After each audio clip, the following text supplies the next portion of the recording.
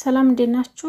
ዋትስአፕ ላይ አዲስ ነገር ላሳያችሁ። በመጀመሪያ ዋትስአፓችሁን አፕዴት አድርጉት። አፕዴት ካላደረጋችሁት አዳዲስ ነገር በሚለቀቅ ሰዓት እናንተ ጋር አይደርስም።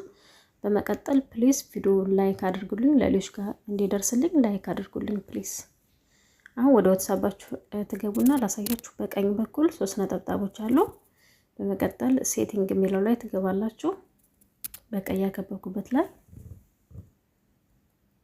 ከዛ ወጣች ተወርዱና ሁለተኛው ላይ ፕራይቬሲ የሚለው ላይ የቁልፍ ምልክት ያለበት ላይ ትገባላችሁ። ከዛ ወጣች እንወርድና አሎ ካሜራ አፌክት የሚለውን ይሄንን ወደ ቀኝ ታበሩታላችሁ ወይም ኦን ታረጉታላችሁ። ይሄም የሚጠቅመው ለምንድነው? ቪዲዮ ኮል በምታወሩ ሰዓት ኢፌክት፣ ፊልተር፣ ባክግራውንድ አድርጋችሁ በፎቶ ብቻ ቪዲዮ ማውራት ትችላላችሁ ማለት ነው። አሁን ቪዲዮ ኮል ደውዬ ላሳያችሁ።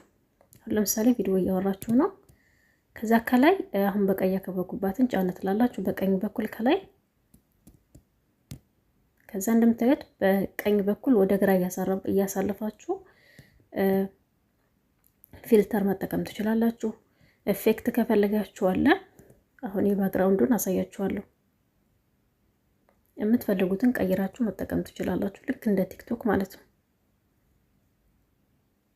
እንደምታዩት ሌላውና ዋናው ነገር ባክግራውንድ የሚለውን ጫን ስትሉ እንደምታዩት በምትፈልጉት ፎቶ አድርጋችሁ ማውራት ትችላላችሁ። ቪዲዮ ኮል ማለት ነው። እናንተ ማውራት ካልፈለጋችሁ፣ በመታየት ካልፈለጋችሁ ባክግራውንድ አድርጋችሁ በፎቶ ብቻ ማውራት ትችላላችሁ ማለት ነው።